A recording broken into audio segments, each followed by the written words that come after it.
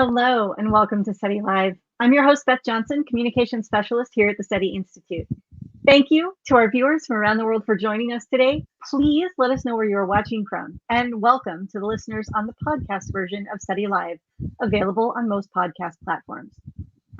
Today, I have the joy of being joined by Cynthia Phillips, who is a friend and former colleague here at the SETI Institute, but most excitingly is a project scientist on Europa Clipper, which has been in the news quite a bit this week.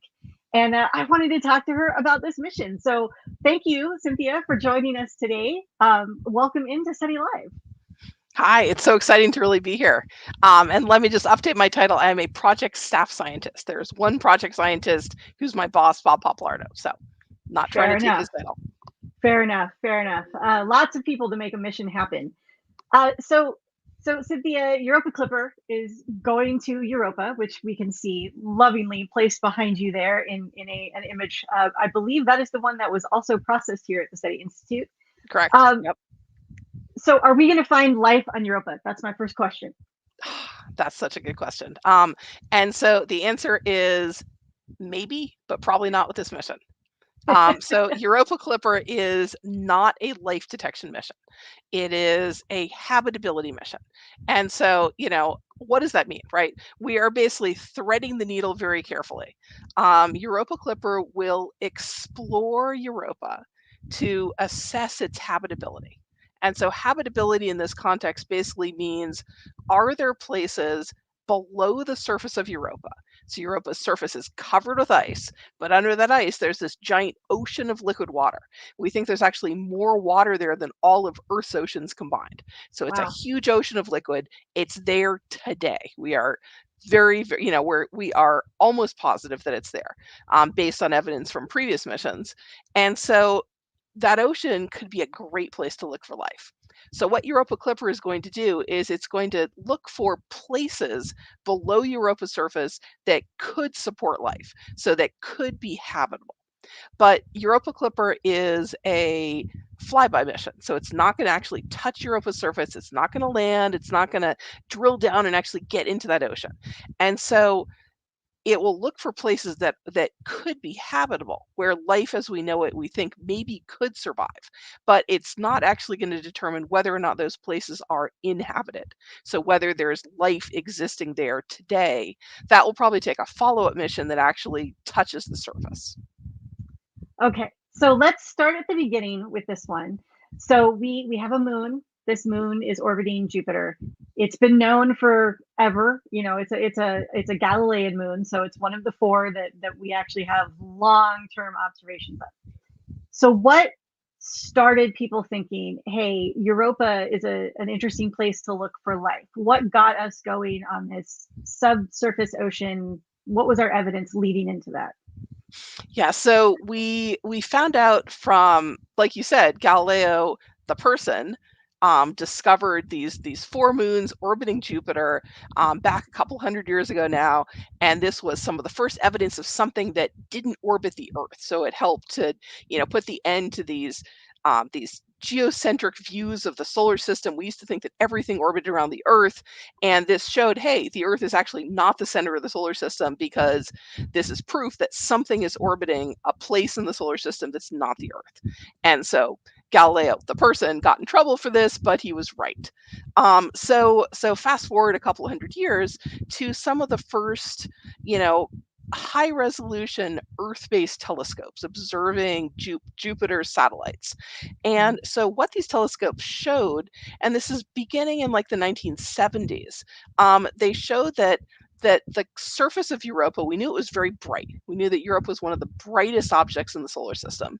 And once we started taking basic spectroscopic measurements, this is a compositional technique where you look at the brightness across, not just in the visible part of the spectrum that our eyeballs can see, but the brightness out into like the near infrared.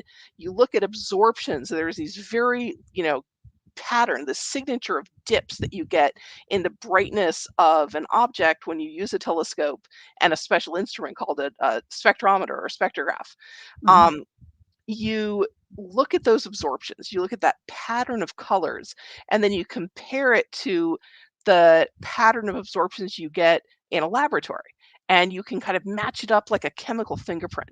And so these spectroscopic observations showed that there was water ice on Europa's surface. And that was really the predominant component. So the surface is bright and we're seeing water. And so for those two reasons, people were already really excited about Europa even before the first spacecraft got out there. So we had the Pioneer spacecraft flew past Europa. It didn't really take very much in terms of pictures of Europa. It was kind of a proof of concept going to the outer solar system. Then we had Voyager 1 and 2. And so those flybys took place in about 1979. And Voyager 2 in particular got some of our first images of Europa that really could resolve surface features. And what we saw was something kind of like the picture behind me, at about that scale, although not at as high resolution as this one.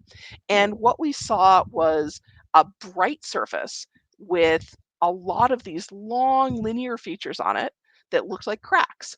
And there were other places of the surface that looked kind of, fuzzy and dark. And so we called those mottled terrain just because we didn't really know what they were. And then we saw there were very few impact craters. And that's important because craters are used as kind of a clock in the solar system. The more impact craters something has, the older its surface is. And that's because impactors, so we're talking about like pieces of asteroids and comets, they crash into everything in the solar system at kind of an average rate, so at a known rate. And so you'd expect, unless something is going on that surface to remove those craters, you'd expect it to just accumulate craters over time. And so if we look at like Earth's moon is this old battered body, and there's been very little activity on it for the last 4 billion years or so, kind of over the age of the solar system. It's just been building up crater after crater. It's called saturated with craters. That means every time a new crater forms, it basically destroys an existing crater. So it sort of has just about as many craters as you can have on the moon. And there's been a few footprints 50 years ago, but really since then, nothing much has happened. So and a few spacecrafts into it too. Right, that landed and fell over, but yeah, not much geologically speaking. And one we sort of intentionally shot into it anyway. Yes. but yeah, and so Earth's moon is about the same size as Europa. And so if you think of, a picture in your mind, what does Earth's moon look like? It's just covered with craters. And then you look at Europa lurking over my shoulder here, and, you don't see any craters. There's a few. There's one kind of right at the very top, but, even in a kind of a global scale image like this, there's very few craters.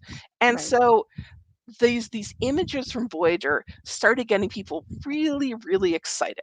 And so about the same time as the Voyager flyby, so again, remember we're in like the late 1970s, there were some of the first theoretical papers were published that actually started to look at what could be going on in the interior of the Galilean satellites. And so these papers actually predicted the volcanic activity on Jupiter's moon Io. So Io is the moon that's further in from Europa, closer to Jupiter, and it's the most volcanically active body in the solar system. There's huge, volcanic plumes, there's lava flows on the surface, kind of looks like a pizza. So it's this great world. And so these theoretical models actually predicted volcanic activity on Io, and they said maybe there could be an ocean on Europa. There could be enough heating. And so the combination of these theoretical models that were based on tidal heating, so they're based on a resonance. We know this from orbital observations that every time Ganymede goes around Jupiter once, Europa goes around twice, Io goes around 4 times. And so this is a 1 to 2 to 4 resonance. And so what that means is that normally without this resonance, over time, you'd expect the orbits of the moons to line up to become circularized. So the distance from, say, Europa to Jupiter wouldn't change as Europa goes around. But because of this resonance, because the moons line up with each other, they tug on each other at the same place every time in their orbit. So this produces what's called a forced eccentricity. It's basically a non-circularity, an ellipticity to this orbit.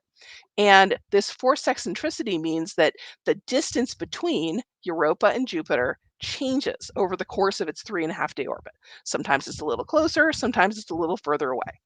That's important because Jupiter is the largest object in our solar system. It's the biggest planet.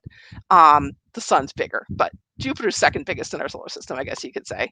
And so its gravity is just immense. And so Jupiter's strong gravity is pulling on Europa.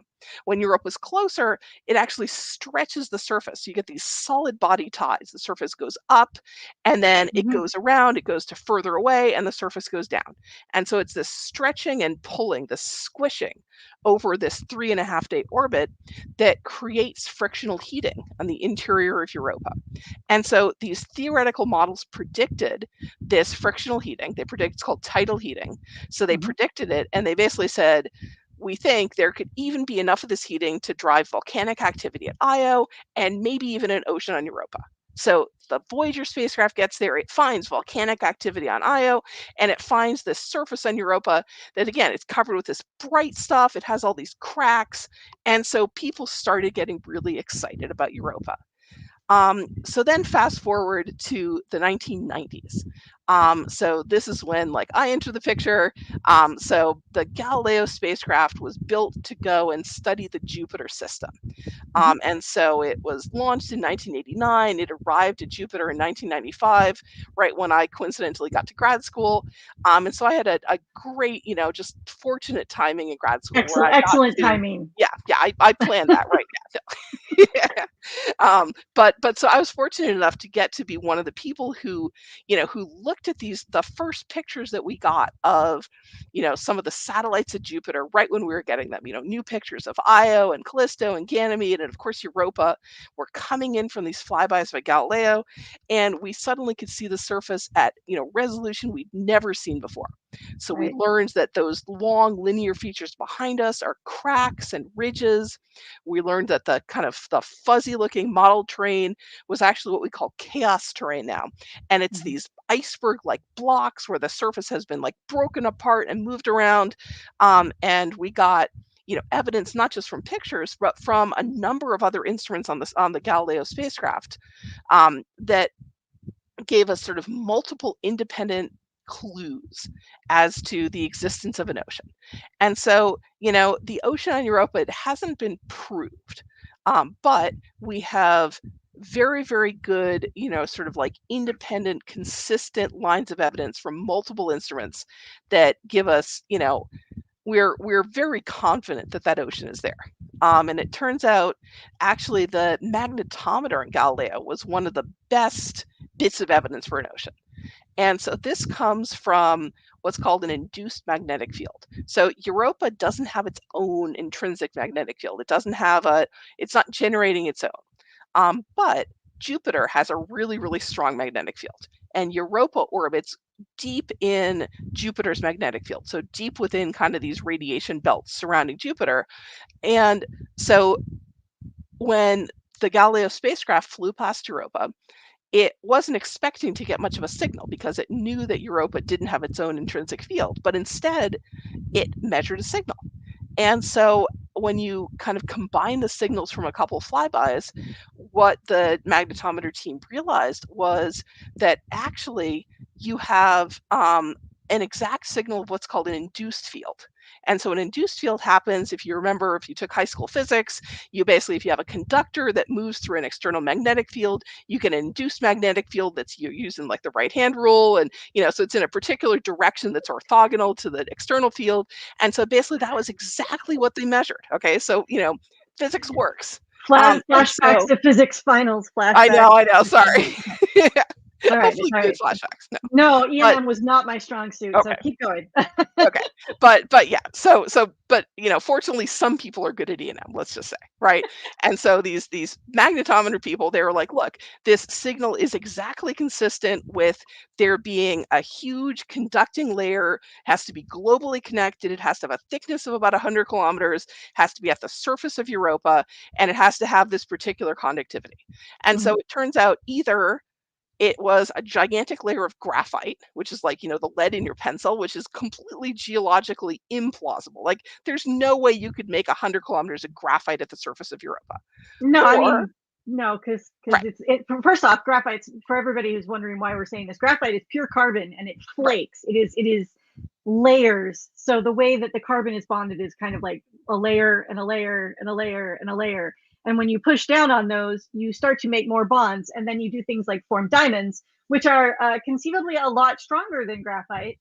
So yes, 100 meters of kilometers, 100 kilometers of kilometers. 100 Yes. kilometers No. of graphite would not happen. Right, it's just a no. But fortunately, the other possibility was a saltwater layer. Turns out that salt water is a very good conductor. And so you can explain this induced magnetic field signature with a globally connected layer of salt water at the surface of Europa. So this is how we basically have these multiple lines of evidence for there being a solid ice layer at the top, and then under that there's this layer of liquid water, salt water, a little bit less salty than Earth's oceans. So this is why we're so excited about Europa. And this is why for the last, 25 years now, we've been working to get a new mission to go back and study Europa. And finally, next month, I still can't believe I can say it, Europa Clipper is going to launch and it's going to All go right. and study Europa. I want to talk to you more about the mission itself, but first I want to welcome in people because we have people watching from around the world, and I want to make sure we say something. So, welcome into our viewers from, here we go, Toronto, Texas, Sweden, London, Suffolk in the UK, India, the Netherlands, Cambridge in the UK, Georgia, New Hampshire. I saw Louisiana. I'm glad to hear, Ron, that you are okay. Colombia, Germany, several from Germany, California, Pennsylvania, New Zealand, Brazil. Wow, you guys are just coming in from everywhere. Australia, France. So yes, thank you everybody for joining us today. Once again, my guest is Cynthia Phillips from NASA JPL, who is on the Europa Clipper mission, and we're talking about that because, of course, next up here. So there was a milestone review that had to be done, and it was being completed on Monday. Tell us about that. What happened? Yeah. So when you're building a mission, most people kind of think about the fun part, which is when your mission gets where it's supposed to go and it takes its pictures and gathers its data and you get all these new science results. But before you can get to that part, you have to go through all these stages of like proposing the mission and getting the mission accepted, and then it gets money, and then you get to put instruments on it and figure out how it's going to work. And so basically, for the last 9 years that I've been at JPL, we've been working on this. So the mission has gone through a number of different levels, a number of different sort of milestone reviews. And the last one, which is one of the most important ones, it's called Key Decision Point E, KDPE. Everything at NASA has an acronym. I'll try not to use too many because I can never remember what they stand for either. But basically, it's this agency level review.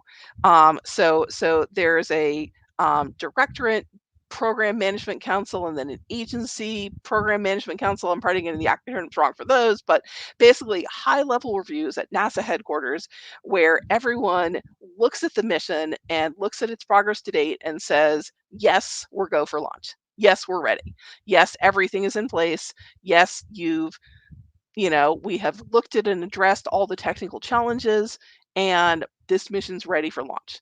And that was the review we had on Monday.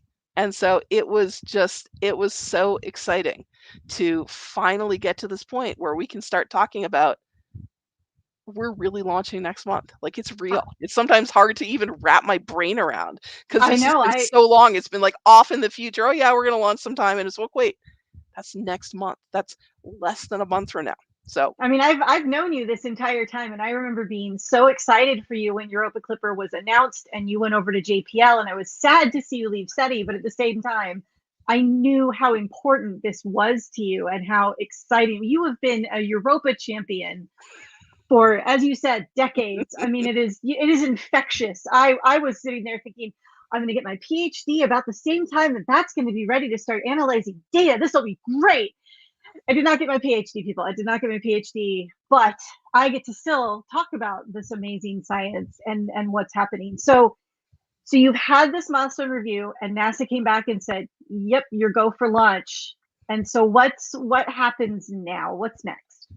So right now the spacecraft has actually been in Florida since May. So the spacecraft was built, parts of it were built at, laboratories and companies and universities just around the country. Everything was brought to JPL in California for assembly. So for the last couple years, there's this big sort of viewing gallery into our main clean room where we've been building the spacecraft. And so, it's been fun to just go in there and, peek through the window and see how it's been doing, and seeing the spacecraft go from kind of like a bunch of separate parts into something that really started looking like a spacecraft as they, put the propulsion module and the avionics module and the radiation shielded vault went on the top, and then all the instruments got mounted on that, and the thrusters went on. Basically, everything was integrated except for the solar panel. So, Europa Clipper is a large solar powered spacecraft. So that means that the solar arrays are actually fully extended. They would be about the size of a basketball court. So, actually, the biggest spacecraft that NASA's built to go to the outer solar system. And so, everything but the solar arrays was built here at JPL. The solar arrays were built by Airbus in the Netherlands. So, they were actually shipped straight to Florida. And then the spacecraft was shipped from JPL to Florida. And so now it's been in a clean room in Florida where they've been putting the solar panels on. They had to mount our radar antennas, actually got mounted on the solar panels, which is kind of crazy. So that got done. The solar arrays got mounted on the spacecraft. They did their first deployment test where they actually practiced, one at a time. They couldn't do both at the same time because, again, this thing's so big. So they kind of put one wing out. They're like, okay, that worked. Let's try this one. That one worked. And then they are taking the spacecraft and it's going to get ready for what's called encapsulation. And that's basically where you take the spacecraft, you fuel it. So there's kind of a fueling deadline where you don't want to do that too soon because it becomes hazardous when it's filled with fuel. Right. But you also want to do it soon enough because now that we're launching again, less than a month from now, I keep repeating that so until it like sinks in. But you fuel the spacecraft, you put it into what's called a payload fairing.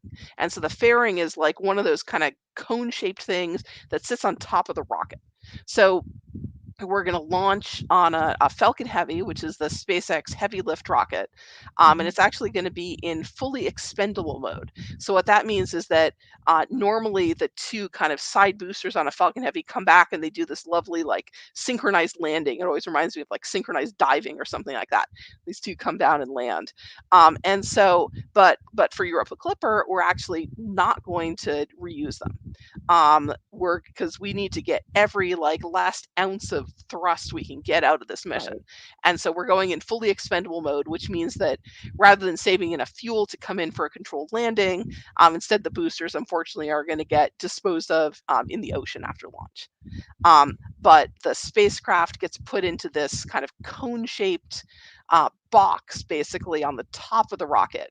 And so that's called the payload fairing. And so those are the steps that are going on right now in Florida is, final things like fueling, final checkout, then it'll get encapsulated into the fairing, and then that's going to get put on the rocket.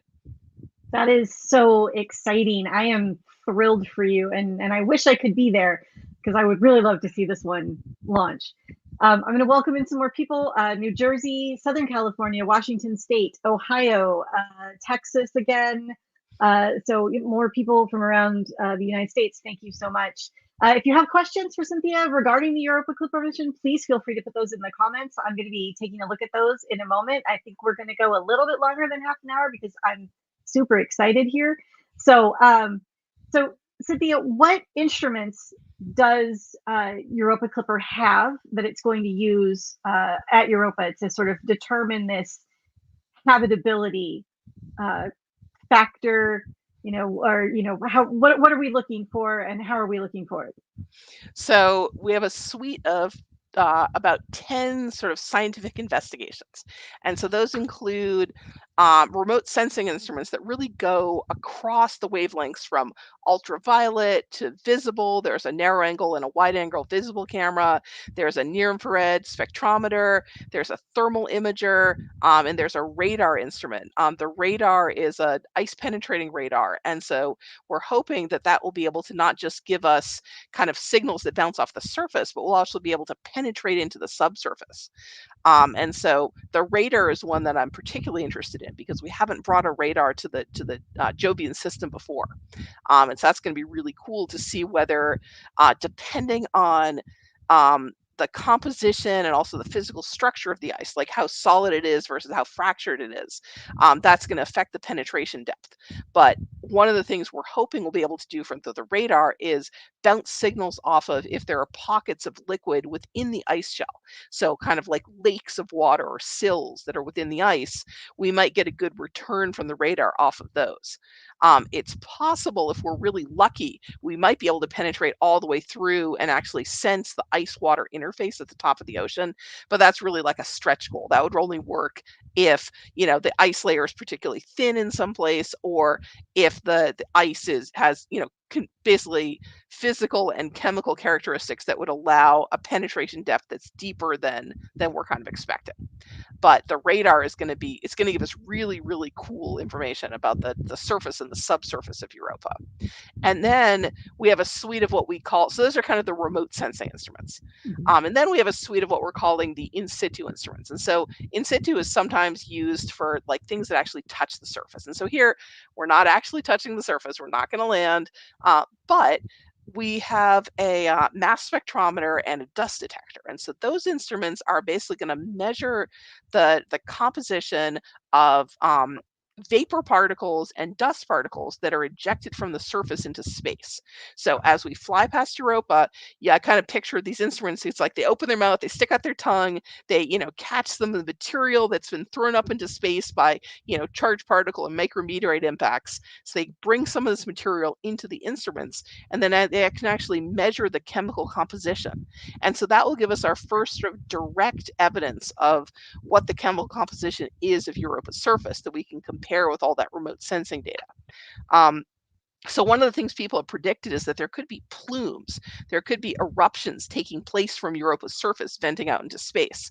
And we have kind of some, theoretically they could be there. We have some sort of, information from Hubble and from the James Webb Space Telescope that sort of look like, maybe there's something, but we're talking about like, the 1 pixel level. And so, if plumes exist on Europa, that's something we're going to look for really carefully with Europa Clipper. If plumes do exist, then we'll be able to fly through a plume with this payload and really measure the composition. But even if we don't, these instruments are very, very sensitive, and so they can measure the material that's just thrown off through normal sort of space weathering processes. And then, so in addition to those, we also have a magnetometer and a plasma instrument, and that'll help us to understand that magnetic induction signature of Europa that I talked about in more detail. And then finally, we have a gravity experiment. So that doesn't have its own instrument.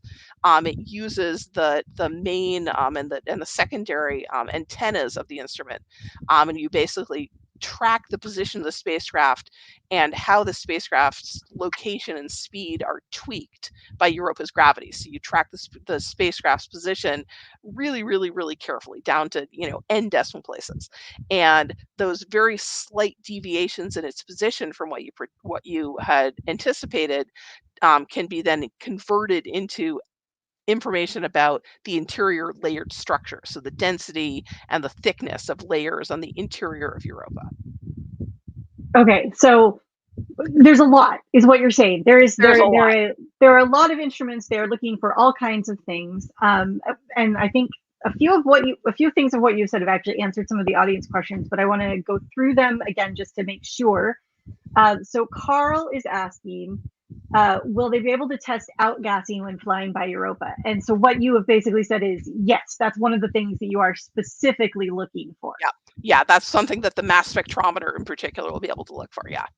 Okay. So yes, Carl, that is happening.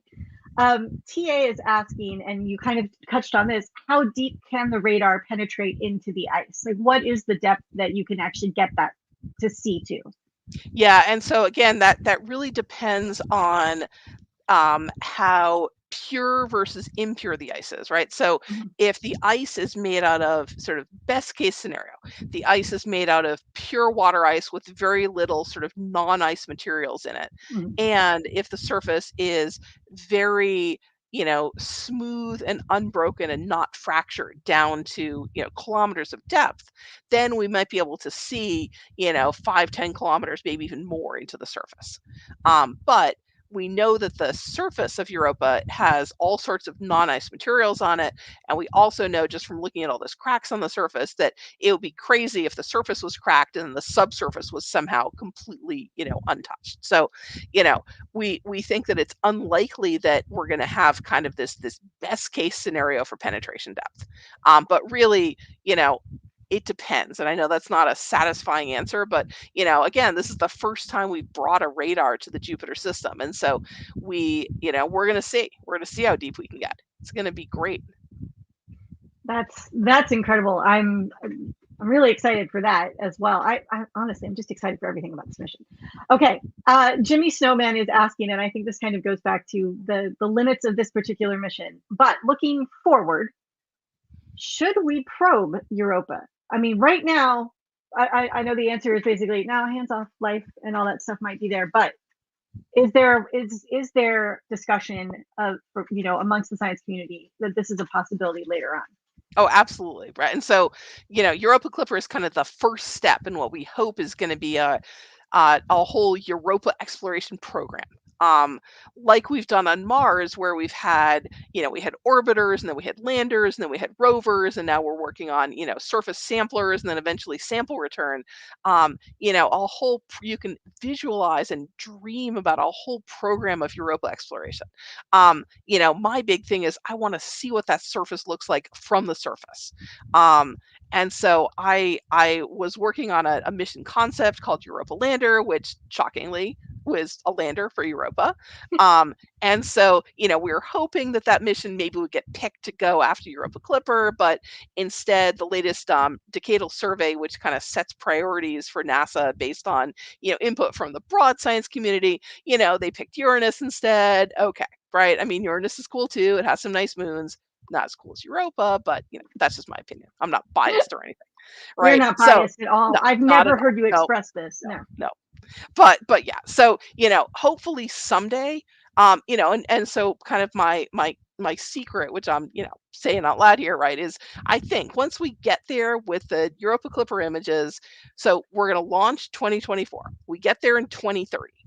Then it takes like another year and a half or so before we can actually kind of wrap our orbit around so we can get to the right place, the right kind of orbit, so we can start getting those images. So it's going to be years, right? But by the time we finally start getting those super high resolution images of Europa, I think once we see those, everyone's like, okay, where's my lander? And so I'm really hopeful that then we'll finally get to start on building a lander. And then eventually, maybe after that, we'll be able to melt through the ice and get into that ocean. I mean, that's the dream. The dream is to bring a little cryobot or a submarine or something, and actually see that ocean, sample it up close. Space whales. Space whales. Probably not. Probably not Probably whales. not. We're Probably probably not. talking like microscopic life. But even if we found microbes on Europa, oh my God, it would be amazing, because I it would mean, it be a would. second origin of Yeah. life in our solar system. And to bring in the SETI connection, if you look at our solar system right now, we have this kind of dinky average solar system. You got some planets, they're orbiting a star. We're in, unfashionable arm of this spiral galaxy right now, so we have life that started once. If we find life on Europa, that's a second origin of life. So independent. So if life can start not just once, but twice in our own little average solar system, then you look up at the night sky, and really the revelation over the last 25 years or so has been almost every single star you look at in the sky has planets. And so if life can start not just once, but twice in our solar system, life's got to be abundant because, we're not special. There's got to be life out there. And so then really the question turns into a SETI one, which is where are they, right? Why haven't they called us up?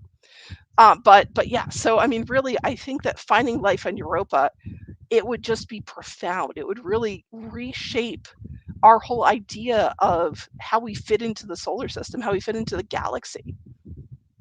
I think, Cynthia, that's the pull quote from the entire interview. So thank you so much. I think, what more can we say? I think we can wrap it up right there. Cynthia, I am super grateful that you came in here, especially considering how last minute it was. But we did follow on the very recent news that you actually have a launch date. So yay! And thank you for being here today. Thank you for answering questions. Thank you, everybody, for watching. Cynthia, I'm rooting for you, and good luck in less than a month in October with your launch. Thank you so much. This was really fun. And yeah, stay tuned. October 10th is when our launch period opens. So, cross your fingers for good weather in Florida and watch us on NASA TV. Yeah, absolutely. All right. Well, thank you, everybody, for being here. And we will see you next week, where it sounds like we're going to start looking at some more citizen science discoveries of exoplanets. So join us then. And once again, we're the SETI Institute, a 501c3 nonprofit. We basically exist because of donations. So thank you, everybody who has given your subs, your bits, your super chats, all of those things. Very, very grateful for. If you want to support us further, you can go to SETI.org/give now and click that button and help us on our quest to continue communicating all this great science out there. And hopefully we will have Cynthia back soon to talk about a successful launch, and then it, unfortunately, after that, it's planetary science, folks. It's a long game. So stay tuned. All right, we'll see everybody next week. Thank you once again.